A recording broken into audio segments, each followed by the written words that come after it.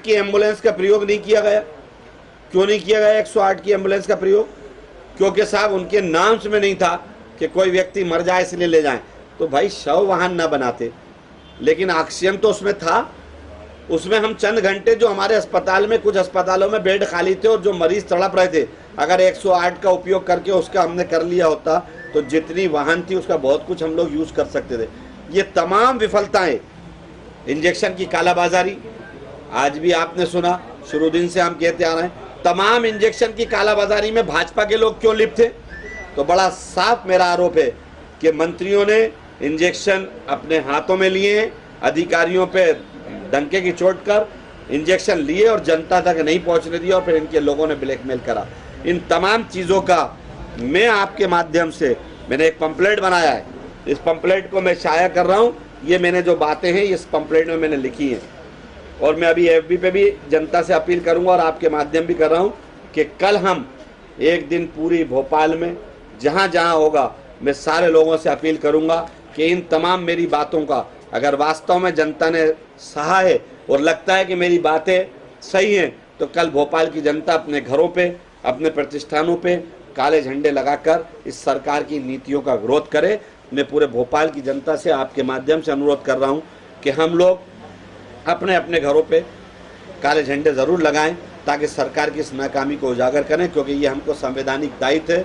बाबा साहब ने और गांधी जी ने हमें रास्ता दिखाया था। ऐसा नहीं है कि हमें 144 और 188 के डर से अगर हम रोड पे नहीं आ सकते तो हम अपने घर रहकर सरकार का विरोध कर सकते। मध्यम वर्ग के लिए मैंने कहा है कि आर्थिक पैकेज इनको देना चाहिए लॉकडाउन में, क्योंकि मध्यम वर्ग सबसे ज़्यादा परेशान है। वो मान सकता नहीं है, लोगों से कह नहीं सकता, अपने परिवार को बचाने, बच्चों की और सबकी साख रखने के लिए भूखा रह सकता है। दूसरे पड़ोसी से भी नहीं कह सकता कि मेरे यहाँ राशन नहीं है। तो सरकार, और वो बड़ा वर्ग है, बहुत बड़ा वर्ग है, भारी तादाद में हम सब मध्यम वर्ग में आते हैं। तो मेरा दरख्वास्त है कि उसको आर्थिक पैकेज दें। स्कूलों की बराबर शिकायत आती रही है कि स्कूल और कॉलेज, परिजन लड़ते हैं कि स्कूल वाले फीस ना दें, स्कूल वाले कहते हैं, ये कॉलेज वाले कहते हैं कि भाई हम तनख्वाह कहाँ से देंगे। वास्तविक बात सच है कि उन्हें भी लोगों को तनख्वाह देना है, तो सरकार देना। सरकार का क्या काम है? सरकार ये कहना चाह रही है इस महामारी को आपदा की आई हुई है मालिक की तरफ से, तो ये तो हम पहले दिन से कह रहे हैं मालिक की मार है। उसके अंदर हम मालिक को भी मनाएं और जो हमें रसूख हासिल है उसका प्रयोग करें। सरकार बाकी काम रोके ना, बाकी निर्माण कार्य रोके। इस टाइम निर्माण कार्यों की कोई आवश्यकता नहीं है। इस टाइम आवश्यकता है लोगों को रोजी देने की, इस टाइम आवश्यकता है लोगों की मदद करने की, दवाएं देने की। तो वो काम रोक कर लोगों को पैकेज दे, सरकार अपनी तरफ से ग्रांट घोषित करे। जिस तरह से हमने कमज़ोर वर्ग के बच्चों के लिए स्कूलों की शिक्षा का और उसका हायर एजुकेशन का हमने मापदंड रखा है, तो वर्तमान में कर देगा। जो ट्यूशन फीस है प्रत्येक स्कूल में, जो बच्चे रोल्ड हैं, कोई उसमें चोरी नहीं होगी। सारी लिस्टें बोर्ड ऑफिस के पास और सारी यूनिवर्सिटीज़ के पास हैं, भर दे। जिन जिन बच्चे की जो जो ट्यूशन फीस है सरकार भरे। सुना, मैं तो तुलसी सिलावट नहीं, मैं कह रहा हूँ सारी जगह सारे मंत्रियों का। अभी मैं एक भोपाल के मामले में बोल नहीं रहा हूँ। 850 रेमडेसिविर जो चोरी हुए हैं उसका रजिस्टर आज की तारीख तक सरकार नहीं दे रही। मैं मांग रहा हूँ, क्राइम ब्रांच बचा रही है, भोपाल के पुलिस अधिकारी बचा रहे हैं। क्यों बचा रहे हैं? क्योंकि एक मंत्री किया। मैं आपसे कह रहा हूँ, मैंने हाईकोर्ट में लगाया है, मुझे मालूम हुआ है कि 200 से 250 एक मंत्री एक रात में ले गए। वही रेमडेसिविर बिके, उन्हीं के स्टाफ ने बेचे। ये सार्वजनिक है, तुलसी सिलावट ने बेचे हो, चाहे भोपाल में बिके हो, सब बिके हो, सबने देखा, सब पकड़ाए। जिस दिन हाईकोर्ट के, अच्छा आप देखिए पहली बार ऐसा हुआ होगा, इस सरकार को शर्म नहीं आ रही कि न्यायपालिकाओं को इंटरफेयर करना पड़ा सो मोटो लेकर। किसी ने पिटीशन नहीं डाली, हाईकोर्ट चीफ जस्टिस ने सो मोटो लेकर इस पर संज्ञान लिया।